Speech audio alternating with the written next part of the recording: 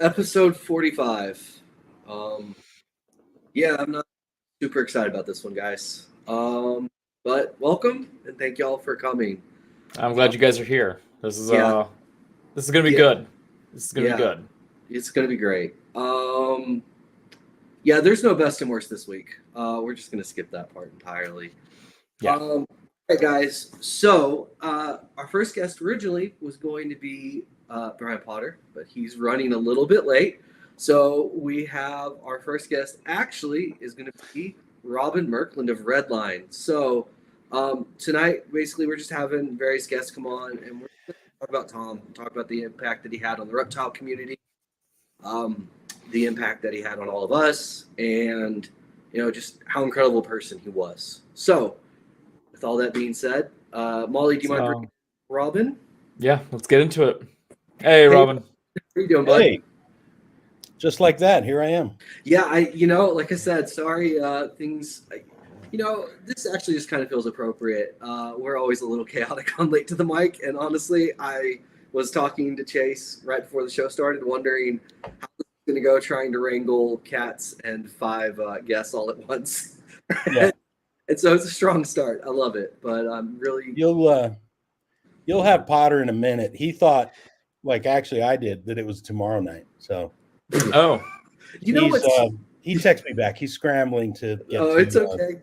What's funny is I made sure technology. the date in the message, because the first messages I sent to people when I was asking people, I just said this Thursday, and I was like, maybe people are going to get confused on the date, and that's going to cause issues. But it's okay. You know what? We're good. We're good. We're going to roll. He'll show up eventually and bring his he'll be here. lovely charm. He just popped backstage. To the show. of course. We still have to do some things in Late to the Mic fashion. It's gotta be a little bit of that.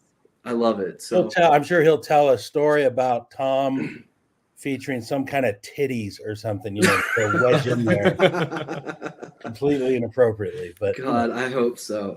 So no, you're supposed to root against that. Pat. No, because Tom would root against it, but I'm not going to. Yeah. Love it so much. Yeah. Awesome, man. So I guess, how long have you known Tom? Let's start there. I was thinking about it. I'm not sure. Yeah. It feels like decades. Like it feels like, we've done shows together for many, many years. And, we all live this really weird life, right? In this culture and this lifestyle where we travel around the country and see this family of people together. Yeah. And it's different than a lot of industries and a lot of businesses. But as time passes, you start to develop relationships with folks. And you might not see them but once a year, twice a year, maybe 4 times a year, which is what I would see, Tom Harbin. I'd see him at like NARBC shows, run into him in Arlington, Tinley, Schaumburg, maybe for, a more newer show. And there's a bunch of people like that I see just at the shows. And some of those people I'm not looking forward to seeing. Some I'm ambivalent about seeing, like Dr. Pat. Yeah, that's fair. If we have to fight and battle about our lanyard superiority. It's true. But there are people in my life and in our life and in our circle of our family that I really look forward to seeing at every show. Yeah. And one of those guys is Tom Harbin. He was just a different, special person. And like I said, my memory of shows goes back a long ways, but it just, when I think about shows, literally, I go to a show and I think, if Tom's going to be there, I'm going to connect with Tom Harbin. And there's just not very many personalities or people that have that type of effect. We joke about Potter and make inappropriate jokes and humor and stuff. And I look forward to seeing Brian Potter. I'm glad somebody does. Yeah. Just Steve Potter, I love you. But I look forward to seeing Tom Harbin because I can share kindness with Tom Harbin. Yeah. there's no snarkiness with Tom. There was no, cutting on each other or, ribbing each other kind of thing. He's just a good human being. Yeah. And the warmth and friendship that I had with him was really special to me. So genuinely, when I would go to a show, I would look forward to seeing a couple of folks, and one of them was Tom. His smile and his eyes that he would light up when he would see you, that's very special. So yeah, I always look forward to seeing him at the shows.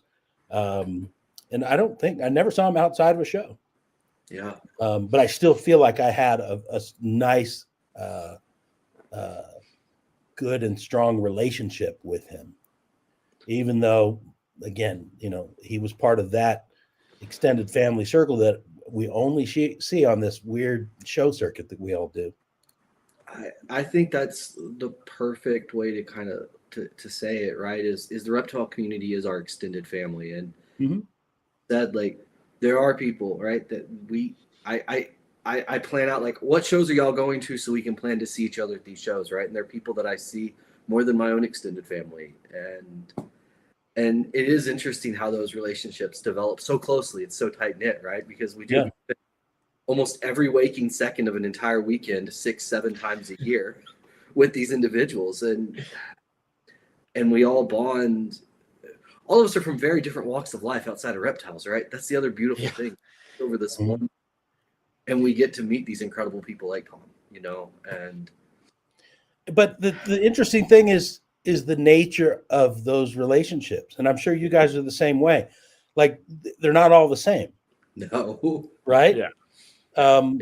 I do like Dr. Pat here a lot. But we have a very sarcastic interaction talking about, stickers and lanyards. And that's everybody with Dr. Pat, though. Yes. I just like the goof that he's a doctor. I think that's amazing. I love it. But, and then, and you have a very sarcastic relationship with somebody like Brian Potter, who has a very cynical and cutting sense of humor. I have a lot of business relationships in the reptile world, and when I go, and some of the interactions are business related, right? Yeah. And then some are very human interactions, and you just your eyes light up when you see certain folks. And I hadn't really thought about this before just coming on, but some folks you're not necessarily close to, and yet because of this connection that we have, because of this family that we have, their trials and tribulations can hit home. Yeah. And I'm thinking of you, Chase. When you went through your battle, it was very impactful, but I didn't know you. Yeah. I didn't know you personally. Yeah. But this is a member of our extended family and community that has this tremendous weight in this struggle. And so it's just, sometimes it's amazing, and I've never heard you speak about it, but it's amazing to see the support that comes out from folks. Yeah. And say, hey, we love you. We support you. We want to see you pull through this. Yeah, it was amazing. Like, not just for me, but I mean, just what my extended family in this community did for my family. Like the calls mom and dad got through that, and we're just so blessed. Like, I just had a clear checkup this past Friday, and my dad still does like the Friday updates where we let everybody know, like, hey, we're good. We're good. We want to let the whole family know, and very blessed we can do that still. Yeah. I mean, in the grand scheme of the world, we're all so lucky, right? Yeah. And then at the same time, it's been a shitty year in some senses. It's been rough. We lost Barchek early this year, and that was very difficult. And we all had to watch him struggle through his extended cancer battle.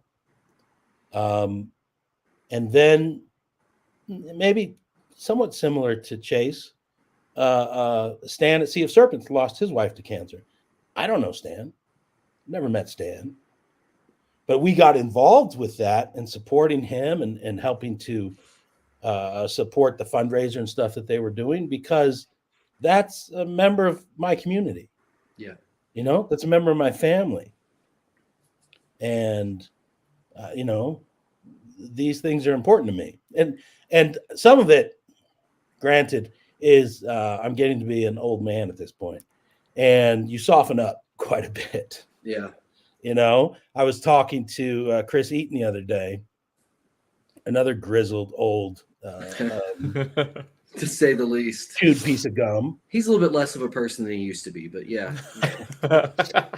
He's 75% there. He's 75%. But he agreed. You know, we just we're talking. We were actually talking about Tom at the time. Yeah. And just how things like this start to affect us. And we both joked, like, you know, holy shit, at our age and with this much perspective and experience, fuck, sometimes I cry during commercials.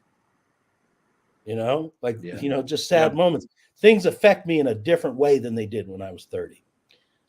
So losing members of my community and my family circle is very impactful. And Tom was just a really special guy. Yeah. And, you know, it's the suddenness of losing him was that really hurts and bites hard, because you don't get a chance to say, you know, hey man, I love you, or goodbye, or hey, this is what you mean to me. Give me 3 minutes to let me tell you what you mean to me and how you've positively affected my life. I mean, he would have to have weeks of time to listen to people tell him how he affected their life. I've seen that since he's passed. God. Yeah. I mean, he's just a really incredibly well-regarded guy. And for folks that didn't know him or interact with him, we're just talking about a naturally kind soul. Yeah. And a naturally good man. Yeah, that smile he had on, that was him as a person. I was just saying, smile in his eyes were just, man. Robyn, that right there is the epitome of every person who interacted with Tom, and I guarantee every person that comes on tonight and talks with us. Think about his smile in his face. It's the smile. Yep. Yeah. God. And he was no bullshit. He wasn't putting it on. He had a genuineness about him. You were like, holy shit, he's happy to see me. That's fucking fantastic. I love it. You know, one of the most recent interactions I had with him was at a show. We had a quiet moment. There was nobody else around. It was just me and him at his table. And we chatted about animals, reptiles, you know, for a couple seconds. But then we just started talking about life. And, you know, he had transitioned and he was retiring from his veterinary practice and you know, moving to that different stage of life where he's not going to be working full time, but still has his passion for his animals. And at this point, he's been doing some really awesome, you know, hog-nose stuff and working with some really great animals. But we just kind of talked about how ugly the world had gotten and how divisive and mean it seemed. And it kind of made him and I both sad. Yeah. Because it just doesn't need to be that way. And we got into, it kind of evolved, the conversation evolved into how grateful we both were for the things we had in life and how lucky we were to be doing things that we loved, number one, and how the perspective of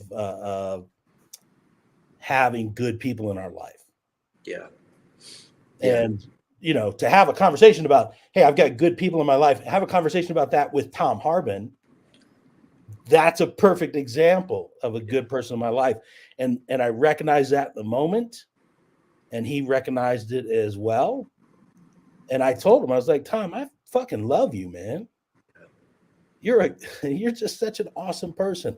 I love talking to you. I love sharing time with you. And you know, he reciprocated and he, you know, said the same things. But I literally said, I love you, man, which is a great opportunity to be able to express that to him at the time, because again, it was just me and him. There's nobody else around. No, I think it's great. You know, he was tearing up, talking about his gratefulness in life and the things he was happy for and the good people that he had around him. And I teared up as well. And so technically, we were standing there crying, not bawling, not blubbering, not spotting on our shirts, but it was a moment. I've done a lot of ugly crying the past 2 weeks, so it's okay. It's okay. Yeah, and it is okay. But you know, in hindsight, the subtlety of it made it even more powerful. Yeah, you're just sitting here sharing a moment with another human being that you truly love and appreciate. Yeah. And you're like, oh, I have a chance to tell you this. Of course, I had no idea that, you know, a year later I wouldn't be able to tell him anymore. Right. But yeah, felt right at the time. And in hindsight, I'm really glad that I got to express that very specifically to him, because again, I love that guy. No, he's just such a good human being. His snakes are fine. They're world-class. He breeds great animals, all that, you know, fantastic. That wasn't the important. Yeah. As a human being, if you had to pick, you know, best people in this room, Tom's got to be at the top of the list. Like, he was just a great dude. He was just a great dude. And he made everybody's lives better. I agree. Yeah. I hate to cut you off, Robyn. I gotta bring Potter in. I know. Yeah. Bring him on. I'm gonna bring him in and there for a little bit. Keep him in there for a little bit. There we go. Yeah. All right. Let me just say, first of all, Robyn said all the stuff that I told him I was gonna say. So now I don't have. This is what we needed. I told Robyn, he's like, what are you going to say? And I told him he's writing shit down. I'm watching him. And the next thing I know, I'm watching him. I'm like, he's just going down my list. Bing, bing, bing. Yeah, it's actually true. I never had the conversation with Tom. That was Brian. It was me. Yeah. Can we briefly mention how sunburned Brian looked? You know, I don't know what that is. Every time I shower, I get that. Like I look like I was out in the sun. I wasn't red before I took a shower. I don't know what happens to me. I just appreciate you showering for the show. I did. I wanted to smell good. No, thank you. That's good. That's the important part. So, oh, guys, you guys called me up about Tom, and you know, I had heard the news, and I said to you guys, first thing was like, I don't have like a good Tom story. You know, we didn't like do the donkey show in Tijuana together. We didn't really have anything to like bond over. But what I would always say is that guy. He would leave the table, you know, any RBC, obviously he'd come check in, get his paperwork, get his badges. Yeah. Always the kindest guy, always intelligent enough to fill out a 7-part form, unlike 95%.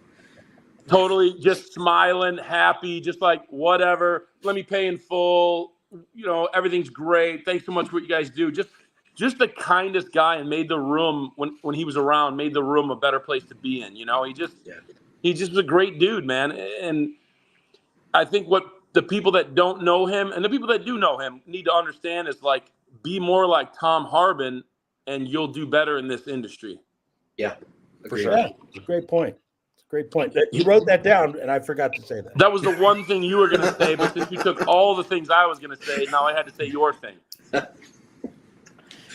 Oh God, I love it so much. No, Brian. I think that's the perfect part, and that was part of the reason like we were excited to have you on, because a lot of us, I feel like we interacted with Tom very much so like colleague, and I felt like you not only got to see Tom in the show, but also I'm sure heard from dealt with Tom. Like, you got to just see the effect Tom had on the show in general. And yeah, man. Like, you'd walk around, you know, like sometimes I'll go zipping around the show. I got to collect money or do something, and if you see him down an aisle and he's walking towards you, he's just smiling and like so happy, and just always there's like the guy. I don't know if the guy ever had a bad day, and if he did, he never let it out.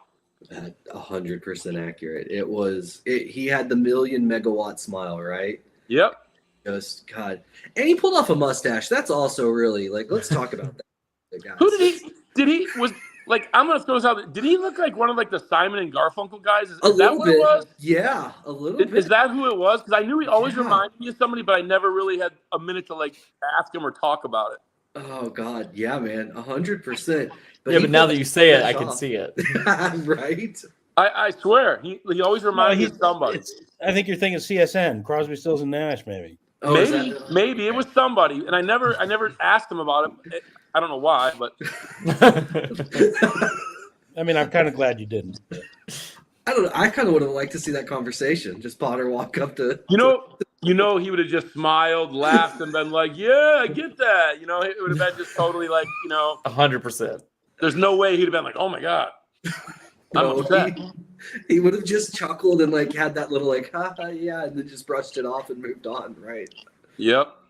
He's just always going to be that guy, which is the nicest guy. Guys that we need more of in the industry, and it's like Robyn said, there was nothing amazing about his animals, and that's not a slight on him, but it wasn't like Tom will be remembered for Tom, not Tom remembered for Tom's animals. Agreed. Right? Yeah. Agreed. Yeah. You're right. He had good stuff. He had some great animals. Yeah. Cutting edge hogs. But I never. But nothing will override Tom. It was him. No, yeah. It was Tom, and I think that's legacy. Like I'm not an old guy. I'm 37. I'm a kid. But like when I think about my legacy and like what I want, when I talk to my wife and my parents about all this stuff going on, to be in a place where like 99% of the people, when they remember you, what they say about you is how good of a person you are. I mean, does it get better than that? I think that's no. Tom could have. Yeah. Right? Is that there's not a single person that I've ever talked to that ever had an interaction with Tom that had anything to say good stuff. Like Robyn was saying earlier, the older we get, and you guys this will happen to you, I guarantee, because it's happening to all of my friends. I'm 53 now, and you get sappy and you get soft, and you really just start to not care about the bullshit that goes on in the industry at all. Like, I haven't cared for 2 years about responding to one of Darian's posts. I just I see him now. I give Darian a hug. Hey, what's up, bro? What's going on? Yeah. Good. Early on, I was all worked up about everything, and everybody else. And I'm not just picking on Darian. I'm just busting his balls. That's okay. Yeah.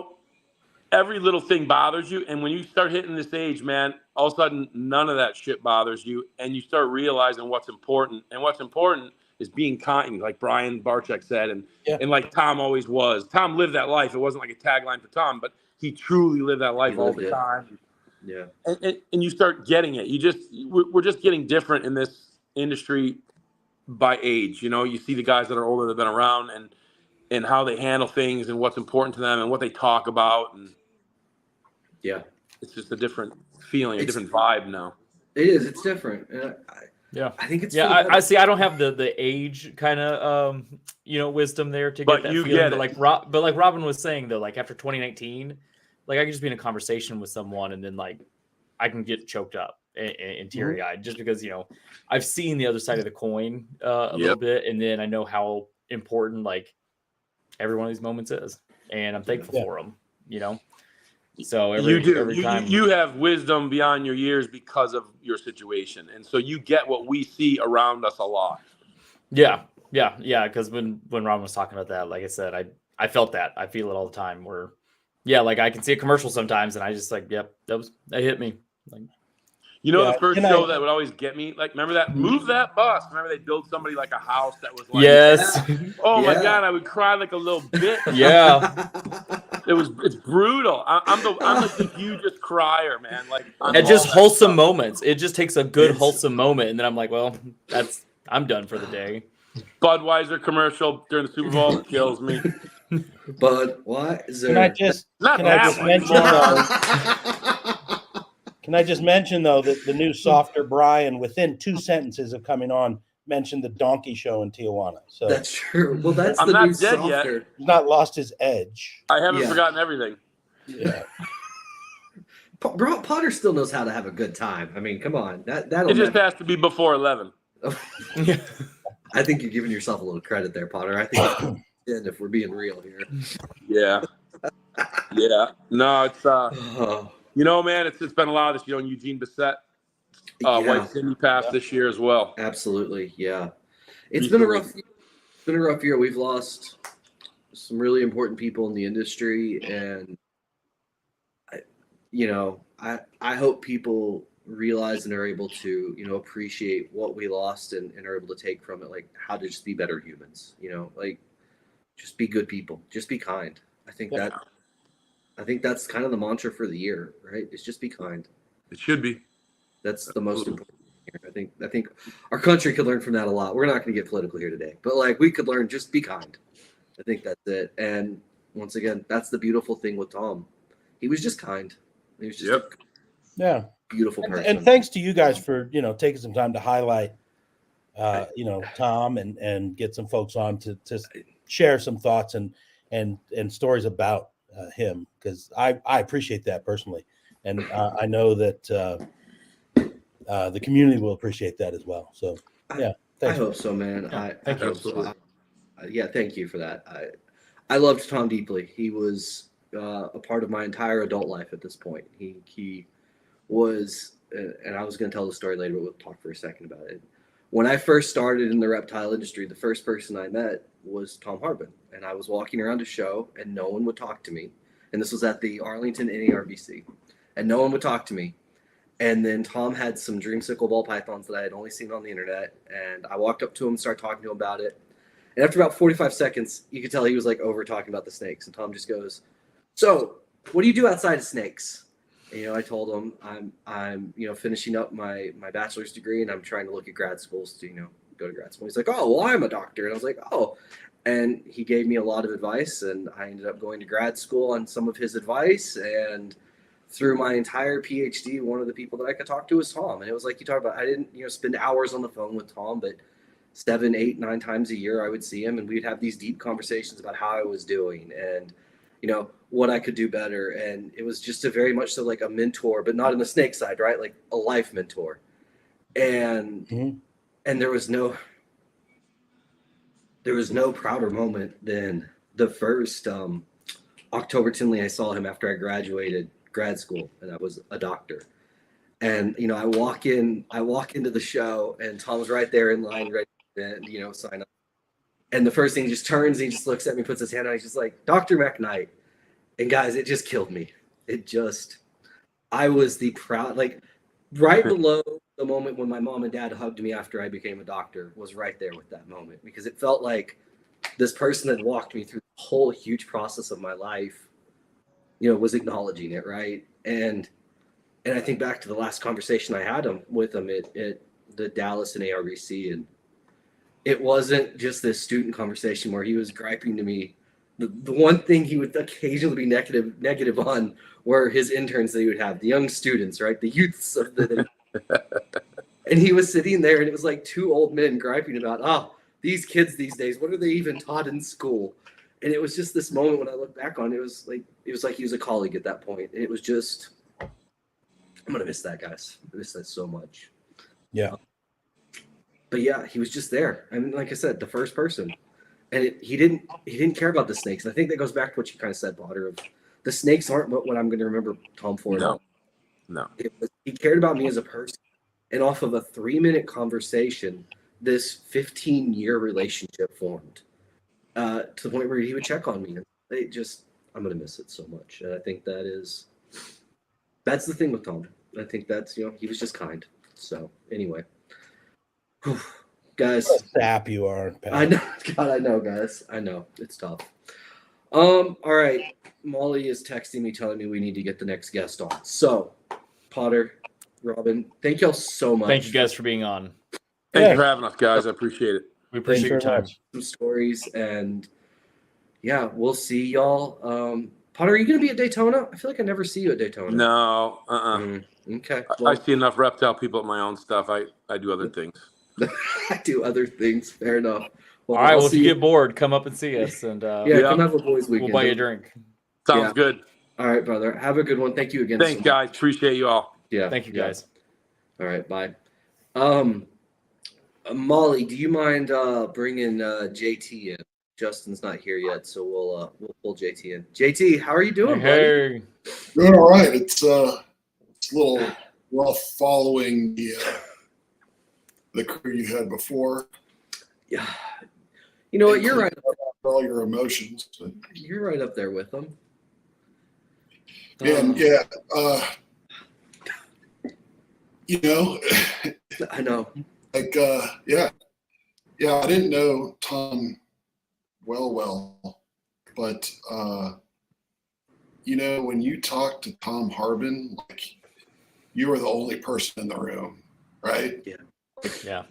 He talked to you, nothing else is going on. I think that alone just says a great deal about a person, right? Yeah. He was invested in what you were saying. He's invested in you. I think this, you know, it's sad to say, but this world is a worse place for not having Tom around right now. Because he's definitely a light in the room. Yeah, man, I agree. I know, you know, you've obviously been in the industry longer than I was, and definitely going to the big shows and interacting with Tom, and you know, we've become good friends over the years, and never once have I heard anything negative from Tom, right, or you. And it's just like,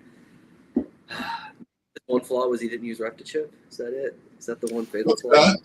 Is the one fatal flaw that he didn't use Reptichip? Is that the one? You know, you wouldn't even notice if you you wouldn't even notice if you talked to Tom, you know, like if you had some preconceived ideas about anything, like you just get lost in, you know, interacting with you would know that that's just a good human right there. Right. Yeah. Right. Yeah, those are the things that are going to be missed, and those are the things that we need. I was listening to you guys speak earlier with Robyn and Potter, and touching on some of the stuff that Chase has been through, some of the stuff that you've interacted with Tom about, and my first real interaction with Tom, other than in passing at shows and just maybe stopping by and chatting about snakes. And that usually didn't last too long, right? Like you said, about the snakes, right? He was about the people. Yeah. So I had a tragedy about a year after Chase, not comparable, but still a tragedy. And I had a fire at my place, and you guys well know, and probably half the viewers know. And the community bonded together to help me out too. Just as we tried to do for Chase, like people came out of the woodwork to help me in my time of need. And Tom Harbin was one of those people. And I remember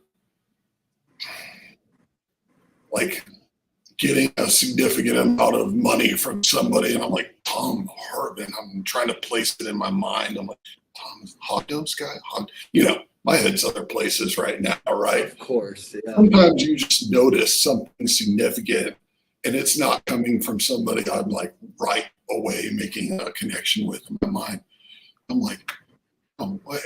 I remember in particular even going and looking up his name, like, oh, Tom, yeah, okay. And I went back at the next show that I went to just to track him down, and you know, hey, it meant the world to me. This guy, he barely knew, just coming out so big, just because his heart was about people and helping people.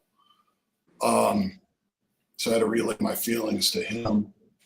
And man, did he just wanted to, hey, how are you? And you just sort of lay it back on me. How's everything going for you? You know, it wasn't, nothing about Tom was about him. It was about you and how are you doing? Where are you at now? I mean, I don't know, kind of like you said earlier, if you can have a higher honor than the way people speak of you when you're gone. And, you know, it's obvious that he meant the world to a lot of people that he probably didn't even know about. Yeah. Absolutely. Yeah, I think so, man. I think so. And it just, and I know we keep saying it, and I think it's the important part. Like, obviously, he cared about reptiles and he cared about his snakes, but it really, the conversations Tom and I had at the shows were never, I mean, they were briefly about animals. And then it was always, like you said, immediately on to, and he never wanted to talk about himself, right? It was always Howard. He wanted to know about you as a human, as a person. Very humble. And he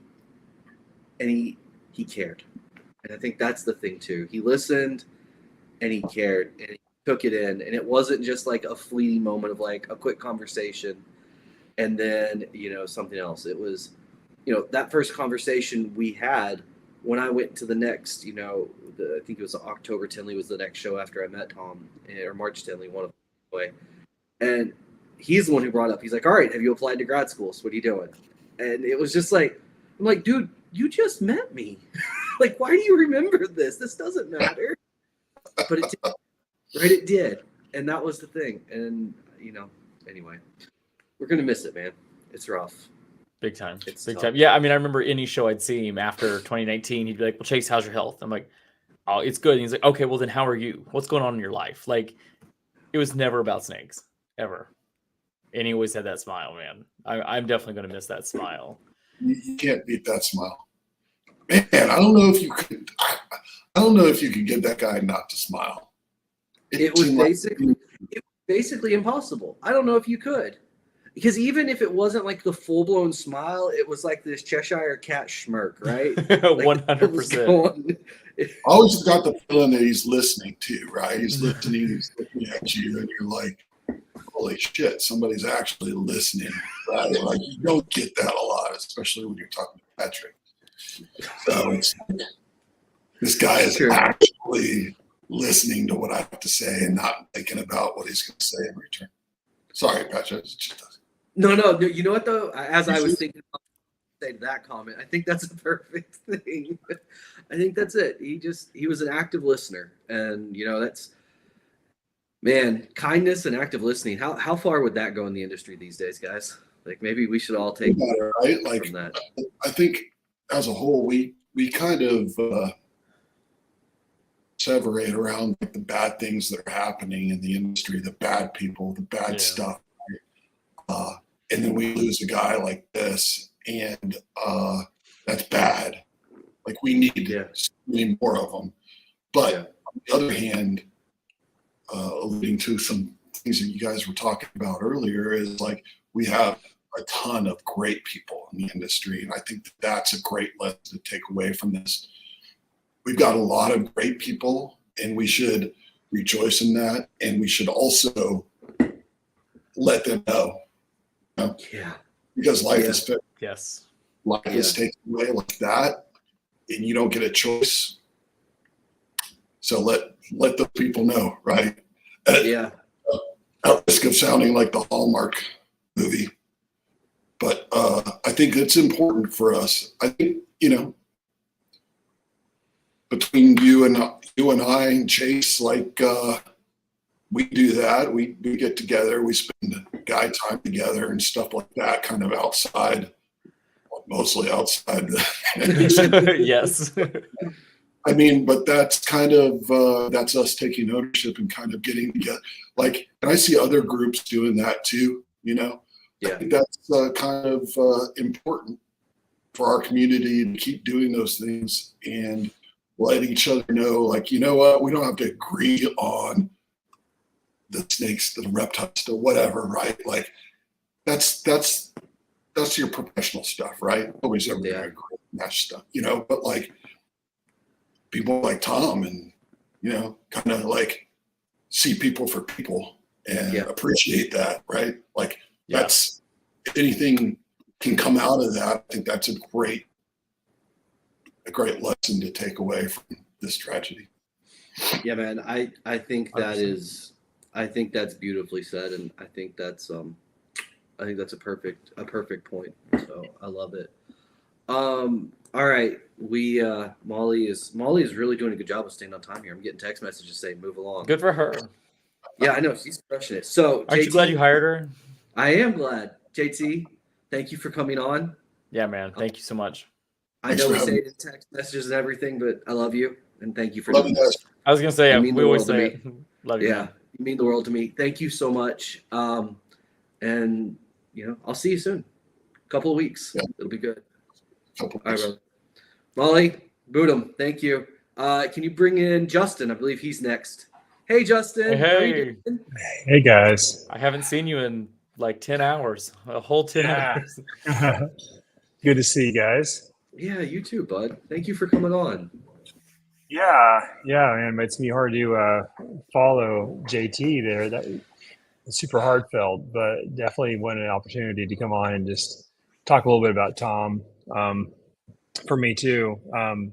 It'll be short, but I wanted to just tell a couple stories of, Tom had a really early influence on me as a new breeder. I was vending down in Atlanta, my very first Atlanta show, or the first couple, and him being relatively close to Atlanta, he had been that one a lot, and we just had a lot of really cool experiences together. He was super encouraging. He was the kind of person that I think made my family members, my parents, thinking that maybe all ball pythons are okay because people are kind of nice in the industry. They met him and they thought, oh, maybe we'll encourage our son to do this a little bit. He's definitely the ball python breeder to introduce your parents to. Like, no, yes, this is the role model. Right. Yeah, they're all like this. They're all like this guy. Yeah. He was always just so nice and so kind. And I remember the very first time I had an opportunity, and he wanted to buy a snake from me. It was from the Dreamsicle project early on, and I was so honored that he would even be interested in buying one from me. And then I didn't hear anything for a couple of weeks, and then I get a call from Tom. He says, "Hey Justin, I just gotta let you know, I bought all those snakes from Ralph. He gave me a better deal, but I just wanted to let you know that." And I'm like, you know what? He was one of the only people ever who has reached back out to me and told me he wasn't going to buy and why. It didn't just ghost me. He's such a stand-up Christian man. I especially love talking to him about his Christian faith towards the end, the last couple shows. And he was just, you could tell that he had a passion for snakes, but as he had left his practice, it seemed like he's had a passion for people and for his church and for his family and the people around him that I was just very inspired by. The same way he inspired me about snakes, I was inspired by his love for people. Yeah. And that's, to me, that's his legacy in the industry, is the effect he had on people all around him, and the positive, like he was always smiling at the shows. He was the guy you wanted to go by and make sure you said hi to him, because he's going to lift you up your whole day at that point.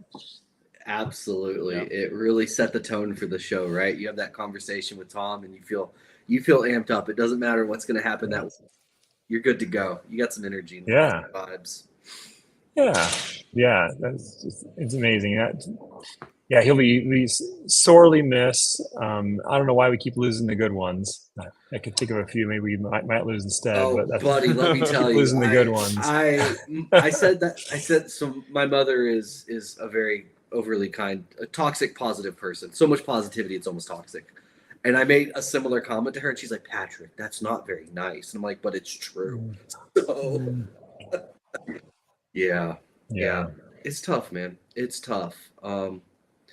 And I think it's beautiful. Like you talk about, like he impacted you so much early on. He impacted me personally early on.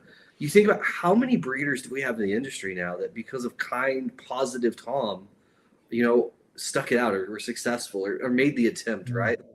I think those are the little things too. Sometimes people don't realize, like those little nuggets of kindness can go so far and set a trajectory for greatness and for, opportunity. And it's just, it's just, I think that is Tom's legacy. Like you said, it's the people, it's the kindness, it's all of that. And I think as an industry, we have a lot to learn, Yeah, and how cool is it that we still have some of his family in the industry, and that the legacy lives on through them in our industry. We're not losing We're not losing everything. We have a little piece of him still with us, and I really appreciate that. We do, and I'm so excited for that, and looking forward to the next show. Josh, a big hug, and having some tears with them, and talking, about Dad. But yeah, man, it's a tough time. It's been a tough year. But it warms my heart to know the effect Tom had on like somebody like you. That does, and I think it would warm his heart too. So that it's beautiful. So awesome, man. Yeah, awesome. Well, thanks for having me on. Yeah, thank you so much for coming on, Justin. Yeah, thanks for giving us a few minutes and just hanging out with us. I will see you soonish, maybe, possibly. Are you coming to Daytona? Perhaps. We'll see. Buddy. I'll share a bed. I'll share a bed with you if I go. I was going to say he might need to crash in the Airbnb or something for a night. That's okay. Who's Big Spoon, Justin? Me or you? I think I'll sit on the floor. All right, bud. Sounds good. Thank you so much. In a couple of weeks, man. Oh, yep. I love that Tom met all of us when we were just early on. Like how great is I met him in 2013 in a Shriners Reptile show basement kind of thing. Tiny show, and I was looking at highway stuff for the first time, and that's when I met him. I had no idea. Like what Justin just said, right? Like one of his first shows, and Tom is there being encouraging. Yeah, he was so nice. I was telling him all about the pinstripes I just hatched, my first clutch ever, and you would have thought with his reaction, he was just the big proud dad moment, how amazing that was, and it was just so encouraging, and not okay, neat, because I was so excited. He was so nice about it. No, he was the best. He was the best kind of person. That's for sure. Yeah, it's just amazing that all of us, when we were brand new into it, we got to meet. I love it. So all right, Molly, will you bring in Brian, please? Hey, Brian. Hey, Brian. Hey, Pat. How you guys doing? Justin talked about following JT, and now I get to folloll Justin. I love that. That's the theme of the night. Everyone says they've got to follow everyone else. Can I take a moment though to I think that's another beautiful thing about Tom. I reached out to people that I think are industry leaders and top of the fields, and not a single one was nope, can't do it. And I love that too. Brian, that's a good point. Everybody that keeps saying that, everybody's I gotta follow that person. I gotta follow that person. Well, I mean, when you first called me, my response was, I'm not sure that I can do this. But after being at Schaumburg and talking, it's it's going to be there a long time. I think about, I don't know how I could fit it in 10 minutes, but I think about not just the impact Tom had on me, the impact Tom had on the people that are important to me. The first time I ever met Tom was at a little reptile show in Chattanooga. It was before I started vending. I had interacted with him. It was the first time I met him face to face, and it's just like they said, it's when you're talking to him, you're the only person in the room. Everything else is shut out. And we talked about snakes for a minute, but we talked about so many other things. And Tom genuinely wanted to get to know you, and I was just ecstatic. My first show I vended, which I think it was late 2019, maybe 2020. I can't remember. It may have been the second show, but, I set up with the same group that I talk about that Tom had such an impact, Craig and Alyssa with Full Throttle. And that was when I first met Josh and Alicia, was at that Chattanooga show. And, I've got so many memories of that show. And, Alicia's daughter, Sydney, wearing the lab coat that, Mr. Tom had brought her, and, showing her how to suture on this little sponge thing on the table. It was just, and Alicia had told me how awesome Alyssa had told me how awesome he was, but there was no way to oversell that. It was when I ran into him, it was just insane. And, we sat there and we talked, and, I talked to Josh and Alicia. And then the next show I vended, he wasn't there, but Tom and Josh and Alicia were, and that's kind of where our friendship budded. And, and that's, I want to spend just a little bit of time to talk about them because, you know, Tom raised an amazing son. And I mean, I love that family. And when she called shortly after it happened, I mean, how do you even like respond to that? Like, how do you process? I started crying. That's I did immediately, and I mean, and then I spent the rest of the day crying. You know, it was the 4th of July. I mean, we were out shooting fireworks, and where we're not supposed to, you know, waiting on the cops to show up, and you know, it's, you know, it would just enter your mind and you think about it. I didn't sleep much that night because I was thinking about Tom, but I was also thinking about Miss Sarah, and I was thinking about Ben, and I was thinking about Josh and Alicia, and I was thinking about Alyssa, and you know, Alyssa and Craig were at the beach 75 miles away from where this happened, you know, and they had to put on a happy face for their kids to not have to ruin the vacation by telling them Mr. Tom was gone. And you know, when you think about that kind of stuff, man, and you bring the human element to it, I mean, I could repeat everything everybody said. I mean, of course, everybody knows Tom was the light of the show, you know. And then I remember my first, and I'm just going to say it, my first real show I did was Arlington, and I want to say 21.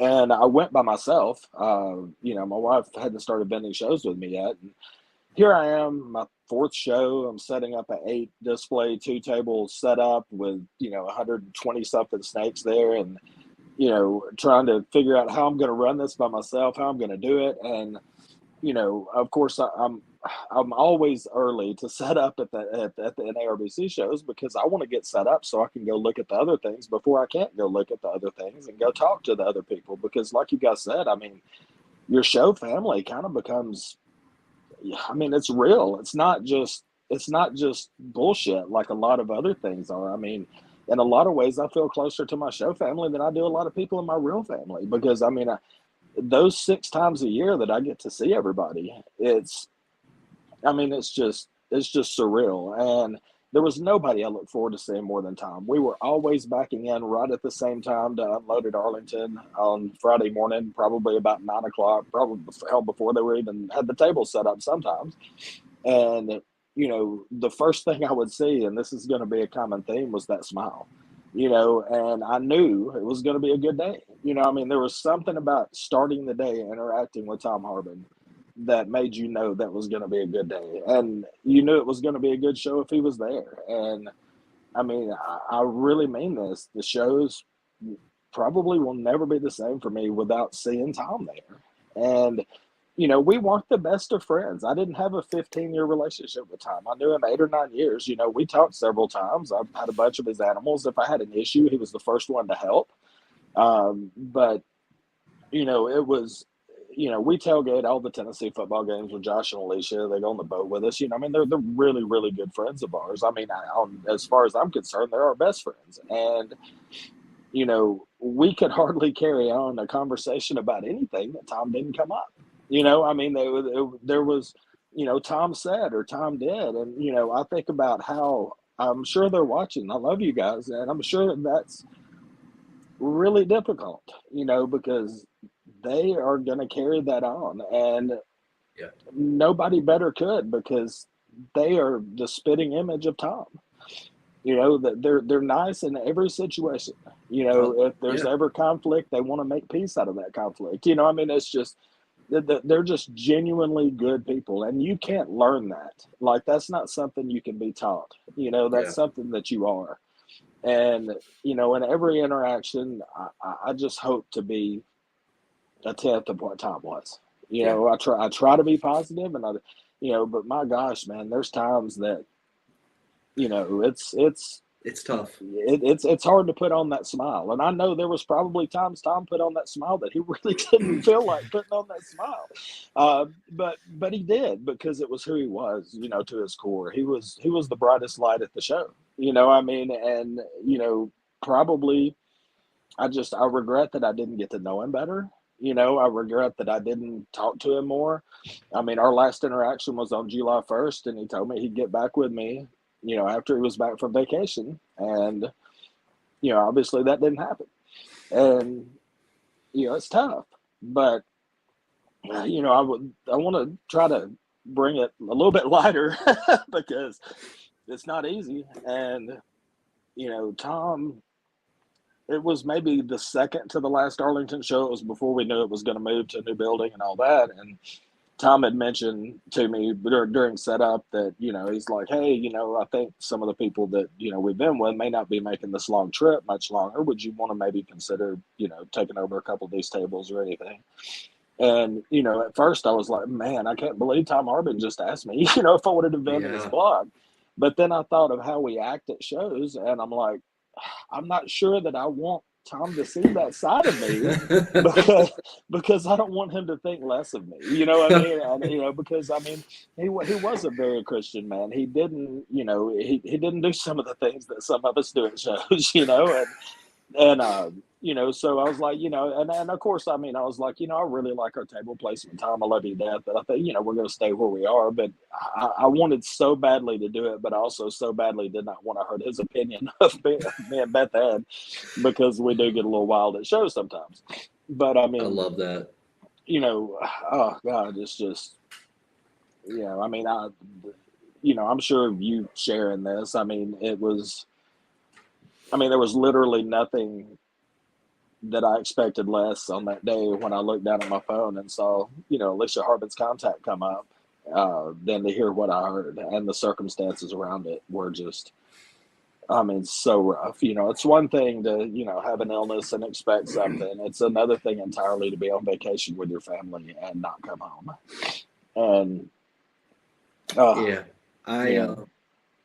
it's tough, man. And it's it is. But we need to, we need to remember all the positivity. And just like you said, we can use that so badly. I try to be positive in every situation I can be in. And it's hard to find positivity in this right now, but we're going to the Memorial Saturday, which I'm sure will be a lot more tears. It'll be the first time I'll get to hug Josh and Alicia's neck. Yeah. But, because they're running back and forth. There's a shitload of animals to take care There's of. a lot They're, having to go back and forth from, here. They live 7 or 8 miles from me, and, and they're having to go back and forth to take care of animals. And, and they're doing it gladly, but, I am so proud for Tom that he has someone to carry on his legacy. Because that's something that I've thought about a lot. I'm not young, I'm not ancient, but I'm not young, and I'm not in the best shape, and I don't have the healthiest lifestyle. And I'm fully aware of that. And there's no vertical transmission of my business to anyone else. It would just be a liquidation, and hopefully a little bit of security for the family I would leave behind. But it just. He's smiling down, knowing that they're going to carry forward, and I couldn't be more proud of them for that. And I just love them. No, I love that, Brian, and a big part of why we wanted to have you on, I know how close you are to Josh and Alicia, right? And they are a big part of this whole thing, and I will never forget the phone call. And, never. When Alicia was crying, I knew something had happened. I just didn't know what. And I, you're right. They are Tom. They're a spitting image. They're a chip off the old block. And I am glad that there is a piece there. There's a piece that when we go to the shows, we're still going to see the Harbin reptiles. We're going to see the herping Harbins, and we're gonna all rally around them, because that's what they need. That's what and that's how we can best honor Tom's tradition, is by remembering him and supporting them. And that's absolutely. I don't think we could do anything more. No, I love that, Brian. Molly is texting me saying it's time. I got it, man. I'm a talker. But hey, guys, thank you so much. Brian, thank you for being on. I'm absolutely humbled for being on. Thank you, bud. With the guests that I've been on with, and thank you so much for allowing me to share a little bit of how Tom impacted my life. No, thank you so much, Brian, and I'll see you at the next show. Absolutely, man. Y'all have a appreciate great your night. time. Thanks, you too. See you, buddy. See you, man. Thanks. Man, this night's not getting easier. It's really not. It's not. It's but not getting I'm thankful. easier. I'm thankful everyone's able to, not everyone, but I'm thankful we're able to have some people on to talk about it. share how thankful we are for Tom and everything he did for us and how he touched us in different ways through the industry. No, It's pretty amazing. It has been. All right, next guest is Ed and Emily of Snake Discovery. Molly, do you mind bringing them in? Hey guys. Hey guys. Hey. Hello. Good to see you both. You too. Can I start with your webcam looks spectacular, guys? Hey, you gave me so much crap last time, but I figured I had to set something up. Patrick bullied people? It's so weird. No, I don't believe it. It's truly shocking. Things are going. How are y'all? We're doing okay. Yep. It's too bad that we're meeting under these circumstances. Yeah. But Yes. yeah, I think we're all kind of in that hanging in there phase, right? Yeah. There's a song that has been stuck in my head for like 2 weeks. It's by Jelly Roll, and it's like I'm not all right, but it's gonna be okay. And that's just been kind of for like 2 weeks, right? It's just like it's gonna be okay. So I know y'all had interactions with Tom. Y'all were obviously at shows running around, and you had Tom on your shows. I know you'll have some of Tom's animals, and yeah, what was it like being snake discovering and interacting with Tom? Well, it was kind of interesting because the first time we ever met him, basically we didn't know who he was. Fair. It kind of led from a friend who was like, "Oh my God, look, I got this hognose snake. It's from Tom Harbin," and we're like, "Who's that?" And we we'd walk by his table, and Emily just said that he had a blue table. He always had a blue tablecloth. I'm like, Couldn't "Did?" miss it. Yeah. But we would basically like always stop by because he had hognoses there, and we'd look at the hognoses and all that kind of stuff. But we didn't really realize who he was until like we got further into being into the NARBCs, being into the shows, and then we could actually sit down and like realize who he was and kind of go, wow, this is a guy who is very prominent in the hobby, very good at what he does. And then one day we're walking by, and all of a sudden he's like, "Oh, Snake Discovery, come over here. I got some cool things to show you." And we're like, "Holy crap, he knows who we are." Yeah, it meant so much. And then we got to talking to him a bit more, and we learned that he is a full-fledged veterinarian, and he knew so much about hognoses. And then we started kind of getting the idea of how much he was into hognoses. I mean, I know he bred other things, and other people, affiliate him with other species.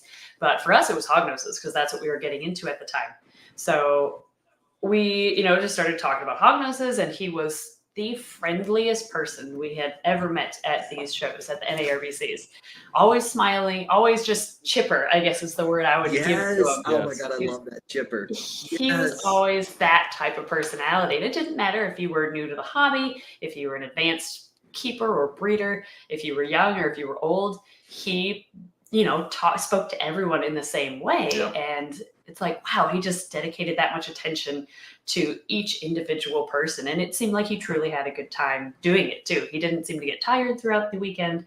He genuinely loved just sharing his passion for reptiles, whether it be ball hype. And I remember that was one of the big things he talked to us about is like, you guys have a fan base, and I see people come over here and look at the hognoses, and then they're like, "Do you know Snake Discovery?" And we're like, I don't know what you're talking about, But he was like, "I love it. I love seeing the kids have the enthusiasm, and I let them see the animals up close." And it was just like somebody who's got the ability to give the kids a chance to explore their passion is really what's needed in the hobby. And he was one who would always do that.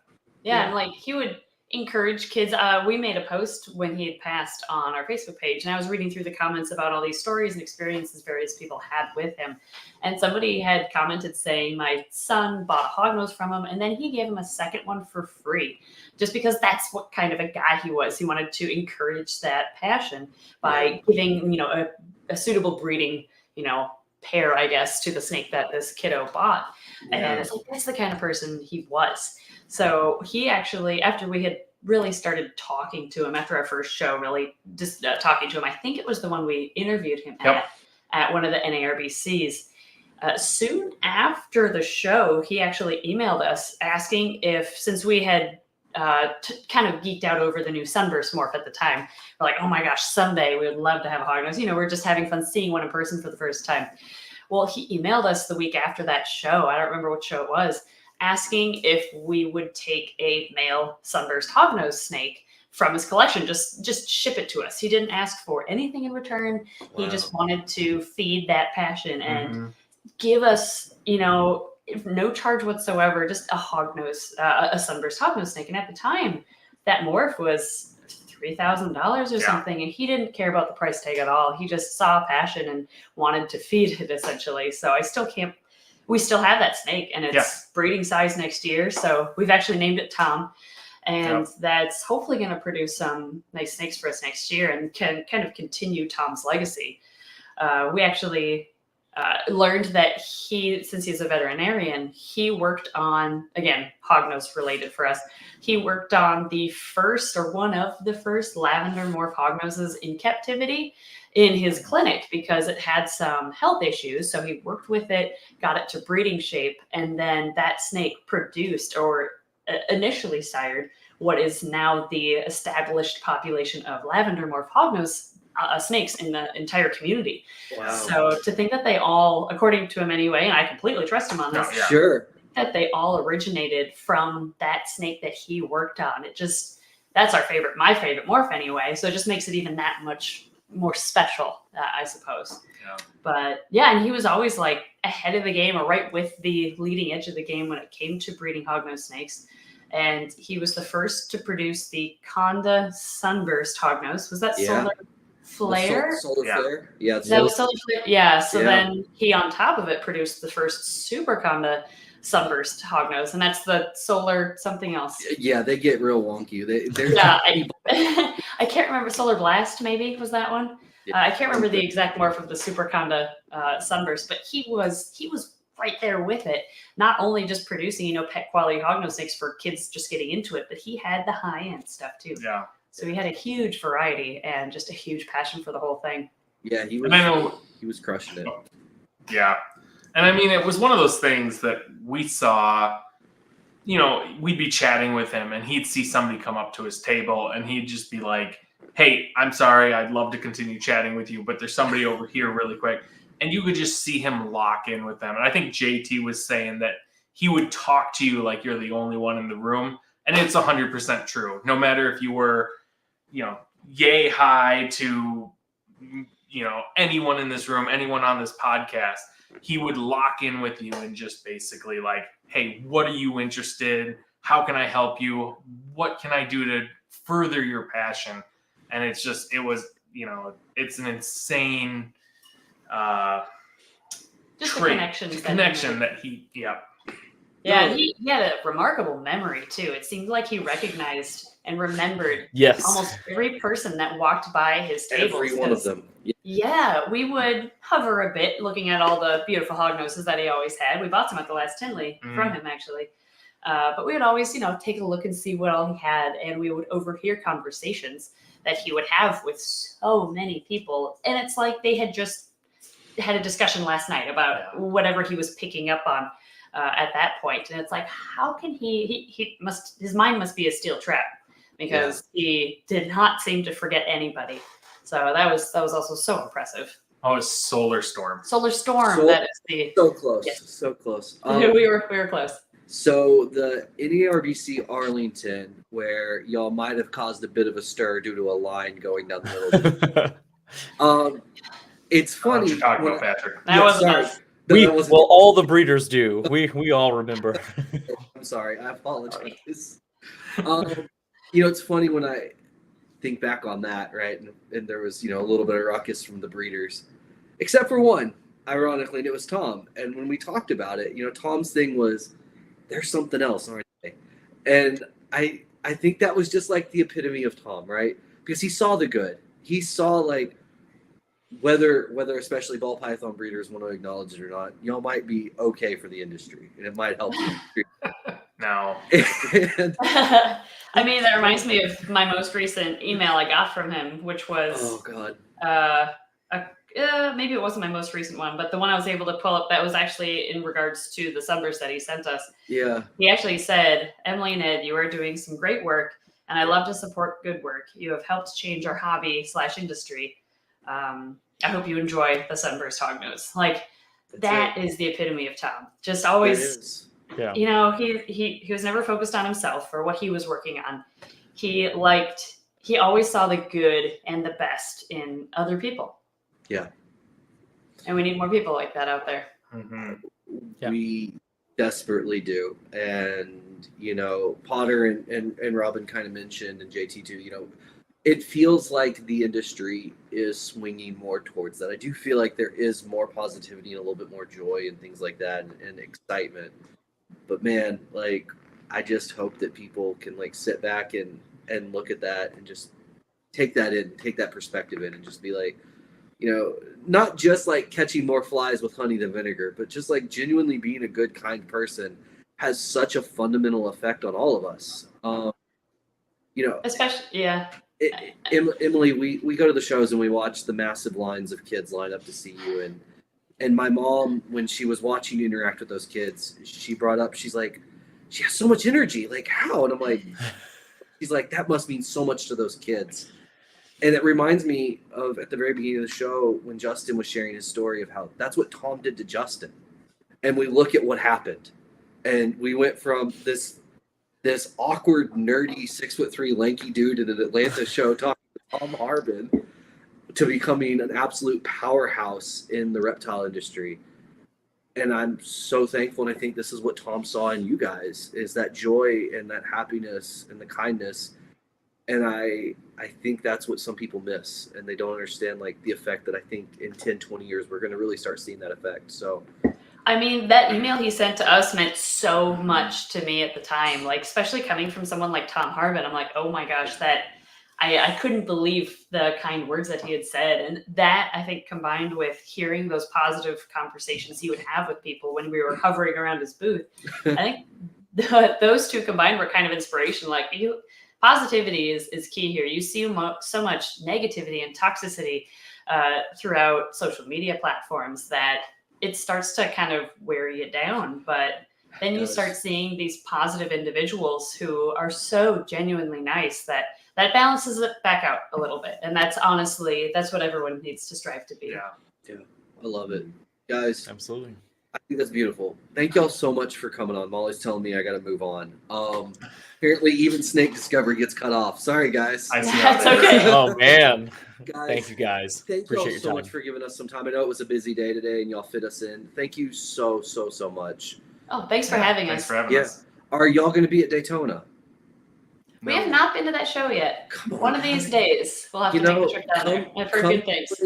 Come join Boys Trip. Yeah. Ed, Emily, We don't set up. We just go down and have fun for a we weekend. do. Yeah, Ed, you can come. Emily, you can tag along because all of our wives see along as well, but it's really a boys trip. Yeah, we do say I'll boys just trip, stick in the but hotel. everyone's wives show up. So Yeah, it's fine. But We're an afterthought. That's okay. it's all good.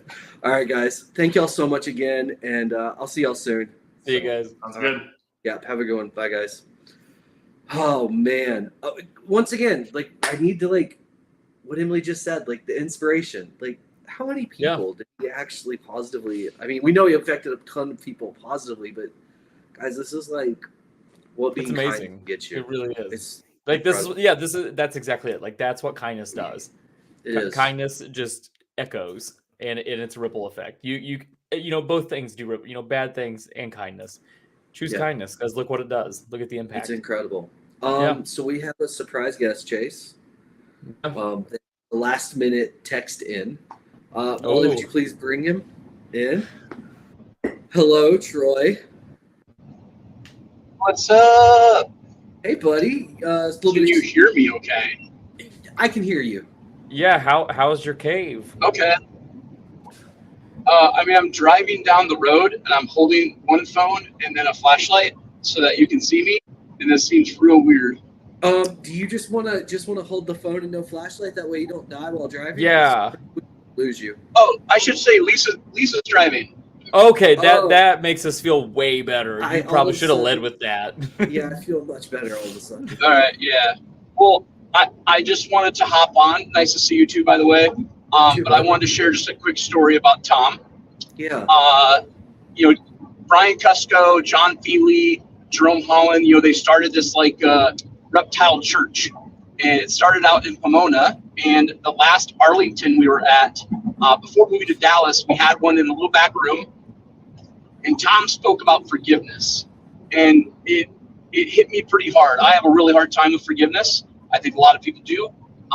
But it struck me. And the way he spoke about it, the kindness of his way of forgiveness and how we should all learn to forgive was really heartwarming and very kind, as everybody has said. And I just wanted to jump in and just share that quick, tiny story. And hopefully myself and others, we learn forgiveness and on top of kindness. And so wanted to share that really quick. Yeah, man, I love that. It's just Tom, right? It's just a kind-hearted, good human. I can't imagine him holding a grudge. I can't imagine. So, I love that, man. I love that. I love it. I appreciate you helping and sharing. Yeah, I will get out of the way so people don't have to watch my phone bounce and my flashlight and Lisa driving. Oh, she probably didn't like that. I'm driving. Please don't blind your driver. Please don't. Yeah, she hates me. But hey, good to see you guys. I will get out of the way and thank you for doing this. Good to see you too, man. All right, see you guys. Yeah, bye. Oh, buddy. I only cried like 3 times, so I'm going to take that as a win. Yeah, you held it together, even though it doesn't matter. You can cry if you want. Matter. I can cry if I want. All right, I don't have a lot to add.